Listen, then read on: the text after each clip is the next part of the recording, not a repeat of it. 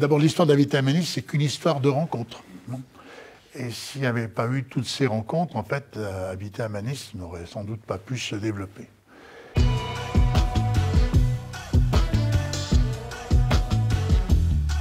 Bonjour à toutes et à tous, on est heureux de vous retrouver pour ce grand entretien. Je suis aujourd'hui avec Bernard Devers.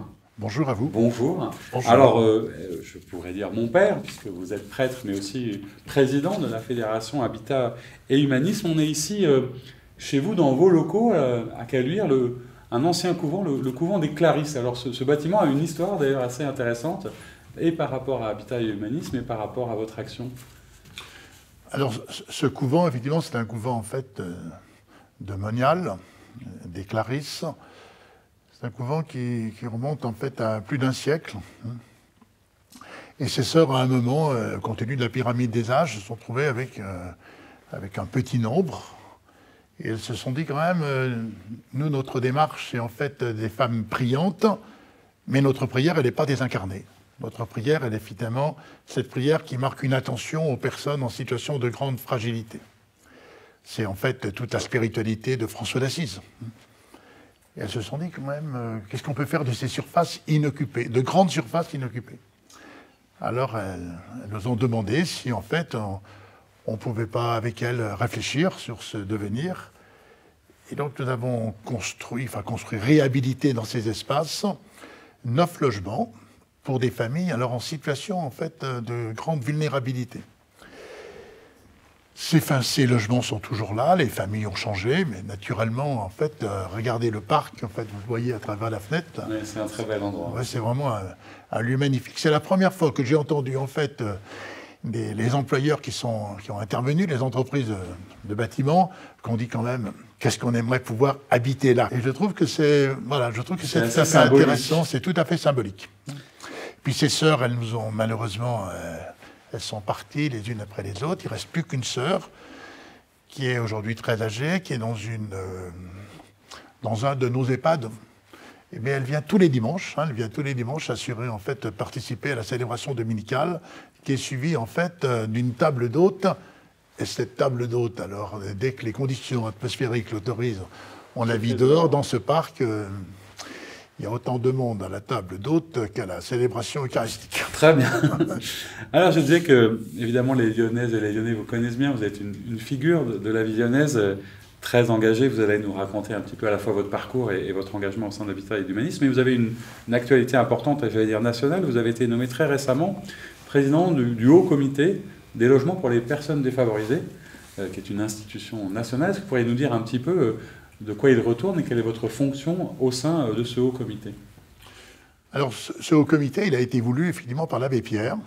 Il n'a pas été le président du haut comité, mais c'est lui qui a vraiment fait émerger en fait cette structure, qui n'est pas un lieu de pouvoir. C'est en fait une entité qui est plutôt en fait une invitation à une réflexion par rapport aux questions du mal logement et de voir comment, à partir en fait des préfectures, des acteurs en fait du logement social, qu'est-ce qu'il est possible en fait de faire émerger pour sortir en fait de ce mal logement qui est un malheur. Ce mal est un malheur. Personnes qualifiées, comme on dit, ou des personnes reconnues par leurs compétences, leur engagement, qui sont là un peu comme des aiguillons, entre guillemets, ou des personnes qui sont capables de bien porter la parole pour toujours alerter et sensibiliser les politiques, en quelque sorte. Oui, alors cette opération elle a été portée par le premier président a été en fait Louis Besson, la fameuse loi Besson, qui a été une loi tout à fait intéressante aujourd'hui parce qu'elle permet en fait dans les communes de plus de 3500 habitants en fait de pouvoir réaliser des logements sociaux qui sont imposés en fait aux acteurs du logement. Je sais bien qu'une société ne se modifie pas par des décrets, n'empêche que s'il n'y a pas de la réglementation, en fait, ça avance bien moins vite.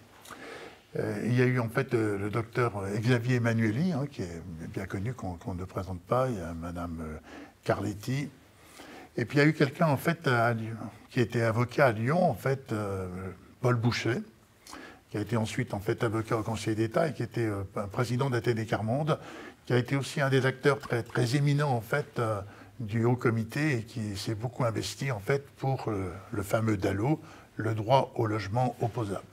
Ce droit au logement opposable, c'est une loi de 2007. Donc cette année, c'est le 15e anniversaire de cette loi. Et il y aura en fait à Lyon, le 4 mars, l'appel de Lyon. Alors pourquoi ça va se tenir à Lyon? Bien précisément parce que cette ville, c'est la ville de l'abbé Pierre, et parce que aussi, en fait, on veut rendre aussi un hommage tout à fait particulier à Maître Paul Bouchet. Eh bien, on sera là et on suivra ça avec attention. Alors, vous avez évoqué évidemment la figure de l'abbé Pierre, qui est disparu il y a 15 ans maintenant. Je suppose que, et pour vous, qui l'avez côtoyé, rencontré, c'est toujours, alors peut-être hélas, mais une inspiration, quelque chose qui vous pousse à continuer à agir. Comment il était et comment il a pu susciter autant de passion, d'engagement et de vocation, en fait? C'était d'abord un homme libre. D'abord que c'était un homme libre. Et cette liberté l'a conduit à ne jamais avoir, en fait, une langue de bois ou une langue de buis. C'était quelqu'un qui parlait vrai et dont la parole était une parole qui était en fait suivie d'actes, quoi. Donc c'est un homme qui avait trouvé une cohérence entre sa vie spirituelle et finalement son rapport au monde.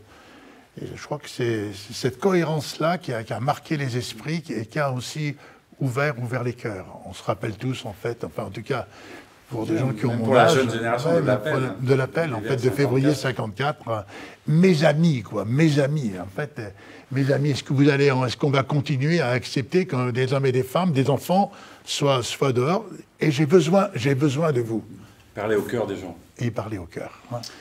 Alors c'est vrai que c'est aussi certainement ce qui, vous, dans votre parcours, a suscité, alors je ne sais pas si c'est une vocation, parce que on vous connaît, on sait que vous aviez commencé votre vie dans l'immobilier, comme un chef d'entreprise, etc. Et qu'un jour, vous avez eu, je crois par une rencontre, alors pas simplement une révélation, mais l'envie de changer radicalement, à la fois en vous engageant dans la prêtrise, mais aussi en créant quelque chose, en vous disant, on ne peut pas accepter cette injustice, comment je fais pour être utile à un autre endroit? C'est ça qui s'est passé au début de la jeunesse de ce mouvement?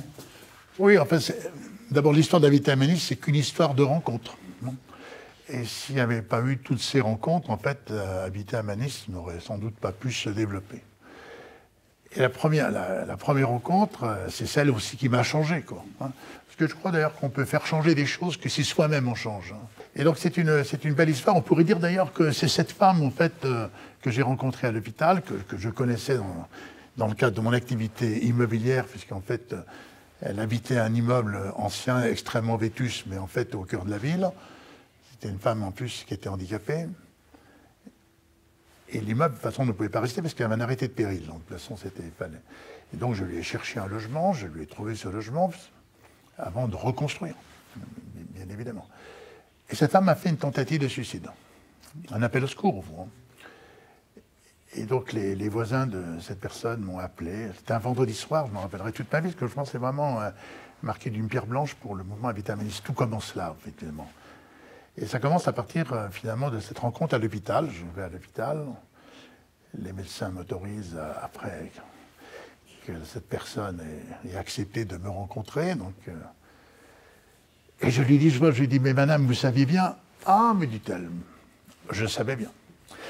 Vous n'êtes pas complètement un salaud. Mais il y a une chose que vous ne vouliez pas savoir. C'est que finalement, la vie, elle n'a d'intérêt que s'il y a de la relation. Et moi, je suis pauvre, j'ai perdu mon mari, j'ai pas d'enfant. J'ai quelques amis encore dans cette ville. Elle ne parlait pas de la gentrification de cette ville, mais en fait, elle dit, vous me trouvez un beau logement, enfin un beau logement, naturellement, un bon logement qui a tout le confort que j'ai jamais eu. Et alors, puisque je suis très éloigné, la vie sans relation, c'est pas la vie. Au fond, elle était philosophe, elle parlait comme Bachelard. En fait, savoir qu'en fait, la vie, précisément, elle n'a d'intérêt, pour exister, nous avons besoin de l'autre, et donc c'est tout ce problème de l'altérité. Et donc je suis sorti de l'hôpital, au fond guéri, d'une certaine façon, un peu d'illusion, d'idées de puissance, etc. Et je me suis dit, c'est cette femme qui a raison, il faut absolument, l'activité immobilière que j'ai, il faut absolument que cette activité soit au service, précisément, de ceux qui n'accèdent pas à un logement, bien évidemment, mais aussi comment faire travailler sur de l'hétérogénéité, Parce que là où il y a simplement de l'homogénéité, et finalement il y a de l'injustice. Et on voit bien d'ailleurs aujourd'hui, donc ça prouve aussi que je n'ai pas réussi. Hein, voilà. Je n'ai pas réussi, puisqu'en fait on parle de ces quartiers perdus pour la République. Et ces quartiers perdus pour la République, ce n'est pas simplement ces quartiers, c'est aussi des hommes et des femmes qui sont perdus. Hein. Tout réussi, mais vous avez réussi beaucoup de choses, et heureusement que vous avez été là. Habitat Humanisme, pour qu'on se rende compte à la fois de votre action, de ce que ça représente, c'est depuis presque 40 ans. Mais presque 40 ans. Qu'est-ce que c'est aujourd'hui? Quelles sont vos missions? Qu'est-ce que vous faites? Et quels sont les résultats concrets de votre action? Alors aujourd'hui, en fait, le mouvement, c'est trois branches d'activité. La première branche d'activité, c'est le logement à vocation d'insertion et un logement qui se construit jamais dans des quartiers en difficulté. De ne pas ajouter de la pauvreté à la pauvreté, de ne pas ajouter de la fragilité à déjà cette grande vulnérabilité. Et je crois d'ailleurs qu'on a aussi besoin de l'autre, en fait, de celui qui est différent, parce qu'en fait, lui aussi, en fait, ils ouvrent les cœurs, quoi, en fait. C'est ensuite une autre activité qui est l'activité sur un pôle médico-social. Alors moi, je l'ai créé j'ai été pendant 14 ans aumônier au centre Léon Bérard. Et donc la rencontre avec ces hommes et ces femmes, ça a été mon vrai séminaire finalement. Ça a été, mais plus qu'un séminaire, ça a été une école, une véritable école d'humanité. De l'accompagnement de la famille. Et de la fin de vie. Et l'accompagnement de fin de vie qui en fait, heureusement il y a des gens qui guérissent. Hein, et les gens guérissent de plus en plus, d'ailleurs, par rapport au cancer. Hein. Mais ce sont des épreuves qui changent la vie. Hein. Et donc, en fait, l'heure de la fragilité, c'est toujours, finalement, aussi une heure de responsabilité. Et de cette heure où, finalement, ces hommes et ces femmes rencontrés relisaient leur histoire. Et donc, tout mon travail a été avec eux, en fait, non pas de leur raconter une histoire, mais de leur faire en fait relire leur histoire et de découvrir au cœur de cette histoire finalement ce qu'il y avait de grand. Hein. De pouvoir s'émerveiller. En fait, je crois que pour vivre, on a besoin, et pour lutter d'ailleurs pour la vie, il faut pouvoir avoir cette capacité d'émerveillement. Et donc dans cette relecture, on passait en fait d'un souvenir à la mémoire qui devenait alors une mémoire d'avenir. Faire advenir. Belle aventure humaine, effectivement. Et alors, depuis, dans ces activités, vous avez relogé un certain nombre de familles, construit des logements, un certain nombre de structures, etc. Et puis le troisième pôle, parce que sinon, c'est le pôle en fait des réfugiés. Voilà. De quoi vous vivez? Comment vous vous organisez? Comment fonctionne Habitat Humanisme? Il y a beaucoup de dons. Comment ça se passe concrètement pour que les gens comprennent? Et puis, quelque part, de quoi vous avez encore besoin aujourd'hui? D'aide, de dons, d'argent? Comment ça se passe? Alors, Habitat Humanisme, repose sur deux intuitions. La première intuition, c'est en fait précisément de travailler sur la diversité sociale, la mixité sociale. Et la deuxième intuition, c'est de se dire comment l'économie peut devenir un vecteur de solidarité. Et donc ça, c'était un peu ma culture, en fait, économique.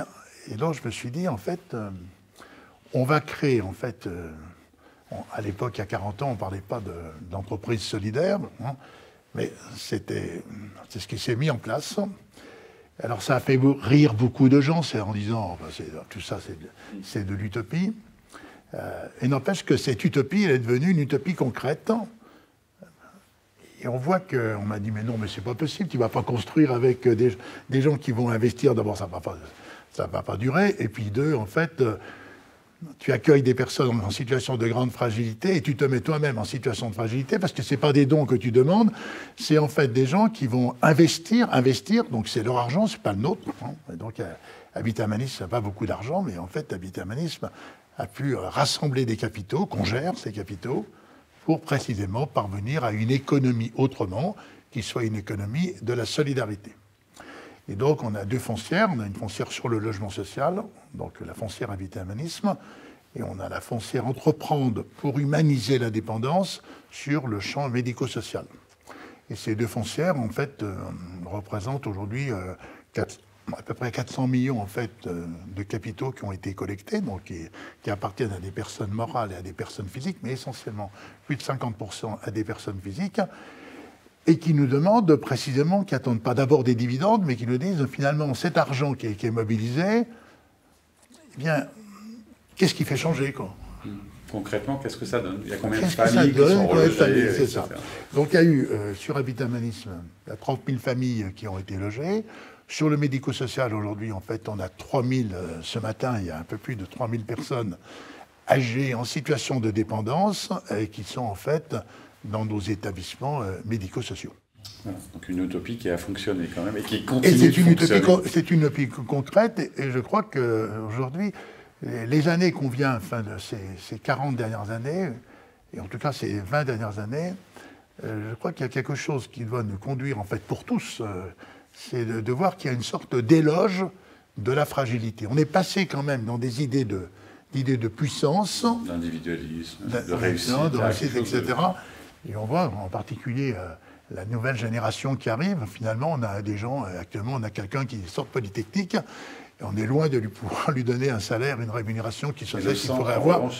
Mais il était là hier à une réunion, ici, dans cette salle, et en fait, il a un enthousiasme pour dire, en fait, mon travail, c'est un travail quelque chose qui est porteur de sens. Hein. Et ce mot sens, il doit être entendu en face dans les deux acceptions de ce mot. C'est en fait le sens, c'est ce qui a une densité, c'est une éthique du sens. Et puis c'est aussi en fait une orientation. Hein. C'est un sens, il y a des sens interdits, il y a des sens giratoires. Quel sens on a et quel sens on donne. Et donc c'est une direction de vie. Hein. Alors cette belle utopie, vous disiez qu'elle a fonctionné, et c'est vrai, vous disiez que vous n'aviez pas tout réussi, mais réussi quand même beaucoup de choses. On est dans une année particulière, hein, importante et charnière au sens électoral, et on sait qu'on attend des candidats sans doute un certain nombre de décisions. Qu'est-ce que vous attendez de cette année 2022 et quelque part des candidats? Parce qu'on voit quand même que le logement est toujours un vrai sujet et qu'on peine à construire suffisamment, visiblement. Alors le logement est toujours un vrai sujet, mais en fait, on parle d'autant plus fort du logement qu'on est encore éloigné en fait des dates d'élection. Et plus on se rapproche de la date d'élection, davantage finalement on se tait sur cette question en fait du logement, parce que parler du logement c'est un sujet qui fâche. Hein. Quelles que soient les sensibilités politiques des uns et des autres, finalement c'est un échec collectif. Hein. Et donc, naturellement, quelques difficultés de parler, en fait, de ces échecs, alors on en parle peu. Ceci étant, ça serait d'abord tout à fait injuste de dire que rien n'a été fait, hein, que rien n'a été fait. Il y a cette fameuse loi Solidarité et Renouvellement Urbain, d'ailleurs, qui va être en discussion, en fait, en 2022. Donc, je rappelle que cette loi, c'est une invitation pour les communes à construire 25 ou 30% en fait, de logements sociaux. Eh bien, en révision, je sais qu'il y a certains qui voudraient que cette loi, en fait, soit diminuée, s'éteigne même.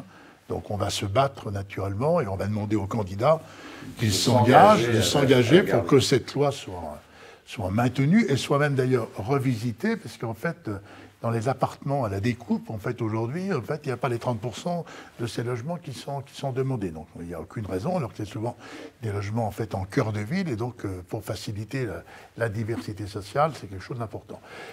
Un des problèmes, c'est que les grandes métropoles sont victimes, finalement, de leur réussite, hein, victimes de cette réussite au point qu'en fait, le coût du foncier devient extrêmement élevé, et qu'on va se retrouver dans une situation où, en fait, où même les classes moyennes n'arrivent pas à se loger, en fait, au sein de ces métropoles. Je ne parle même pas de la capitale, bien sûr, mais pas seulement la capitale. Enfin, une ville comme Lyon, aujourd'hui, ça explose. Je vais prendre un exemple. Je connais quelqu'un qui, en fait, qui m'a demandé de venir il y a quelques mois, qui me dit, voilà, écoutez, on a une belle bâtisse, c'est vrai, mais ancienne, dans le 8e arrondissement, donc en face des hôpitaux. Et en fait, à la mort de notre père, ça a été évalué à 1 million d'euros. Et aujourd'hui, les promoteurs nous offrent 5 millions d'euros. Qu'est-ce que vous faites? Naturellement, on ne peut rien faire parce qu'en fait, à ces coûts-là, c'est absolument impossible. Et donc, heureusement qu'il y a une loi qui va imposer 30% de ces logements sociaux. Alors, et il faut qu'on fasse très très attention parce qu'en fait, aujourd'hui, en fait, et c'est important que des populations très fragilisées trouvent place en fait aussi au cœur des villes. il faut aussi que les classes moyennes parviennent aussi à trouver leur place. Qu'il y ait un équilibre qui se fait. Il y a un équilibre qui se fait. Et là, comme toujours, là où il y a un déséquilibre, c'est la cohésion sociale qui est en souffrance, et c'est la raison pour laquelle nous considérons que l'acte de construire, c'est véritablement un acte de soin. D'ailleurs, en fait, on accompagne qui on loge qui? C'est en fait des personnes qui sont blessées par la vie à blesser. Des personnes qui connaissent des fractures sociales. Voilà. Les mots mêmes indiquent qu'il faut absolument un soin, et ce soin, il doit aussi être réalisé à partir, en fait, de l'habitat. Mais vous vous rendez compte, en fait, le chemin qui a été parcouru, en fait, moi non plus, je ne parlais pas comme cela non plus, en fait, il y a 40 ans, et même il y a 10 ans non plus, je ne parlais pas comme cela. Je veux dire, en fait, qu'aujourd'hui, la question de l'acte de construire devienne précisément un acte soignant, et qu'en fait, les bâtisseurs sont appelés à être des bâtisseurs de liens. C'est véritablement l'engagement d'Habitat Humanisme. L'année 2022, vous le disiez, c'est une année charnière pour les élections, mais c'est aussi une année qui a été complexe, difficile, vu le contexte dans lequel on vit. Et vous évoquiez tout à l'heure la question du sens, et je suppose que votre parcours, votre engagement spirituel a là aussi donné du sens à tout ce que vous faites. Qu'est-ce que vous imaginez pour ce monde qui est quand même devenu compliqué, où le vivre ensemble est beaucoup utilisé, mais peu concret? Est-ce que vous avez l'impression que la spiritualité, le sens, la fraternité, qui sont des mots qui reviennent souvent chez vous, peuvent faire quelque chose ou sont une nécessité aujourd'hui? Cette société, si elle veut garder du sens, c'est Martin Luther King qui disait, en fait, si on continue comme ça, là, on va tous vivre comme on va mourir tous comme des imbéciles, quoi, en fait. C'est les mots même de Martin Luther King. Cette dimension spirituelle, elle n'est pas un plus. Je crois que tout être a une dimension spirituelle. Et en fait, c'est la question en fait de l'éveil et de le réveil. Qu'est-ce qui me fait vivre, quoi? Pour moi, mon sujet, c'est pas en fait de parler en fait de Dieu d'une certaine façon. C'est en fait, allez, je vais oser ce mot, mais je retiens en fait quelqu'un qui m'est très cher sur un plan spirituel. C'est Maurice Zindel. Il dit en fait, je ne crois pas en Dieu, en fait, je vis Dieu, quoi, voilà. Vivre Dieu, c'est vivre, en fait, c'est l'approche à partir de laquelle, finalement, ce monde, on est aujourd'hui, en fait, on est de passage.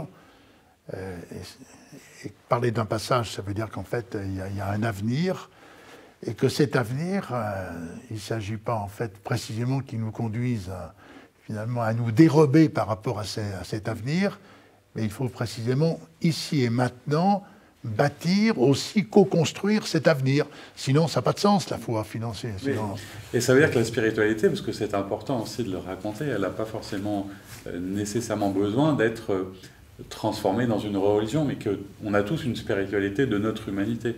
Alors ça, je crois que c'est très très important, en fait, et quand la rencontre de l'autre, c'est aussi en fait d'éveiller en lui en fait cette force de l'esprit, en fait, et chacun est habité aussi par cette force de l'esprit. Vous savez, c'était Peggy qui disait en fait, le drame, c'est qu'en fait, on est des hommes et des femmes habitués, et comment passer de l'habitude à se laisser habiter, hein. Habité par une présence, ça peut être la présence de l'autre, en fait, de toute façon. Je trouve que ce livre Moment Fraternité, en fait, où l'auteur dit, en fait, mais la fraternité, c'est une vieille dame, et elle fait tapisserie. Alors il ajoute, eh bien, si on allait, en fait, l'inviter, cette vieille dame, pour lui faire quelques pas de danse, faire danser la fraternité, c'est peut-être bien, en fait, et alors c'est joyeux, c'est plein d'espérance, c'est même festif, et la spiritualité peut être tout à fait festive. Eh bien, on restera sur ces mots, et je vous remercie de Merci. votre accueil, de votre présence, de nous avoir accordé cet entretien. On suivra avec attention l'événement du 4 mars et on y reviendra. Oui. Et je vous souhaite une très belle journée, et quant à vous, je vous dis à très bientôt pour une nouvelle émission. Merci à vous. Merci. Merci.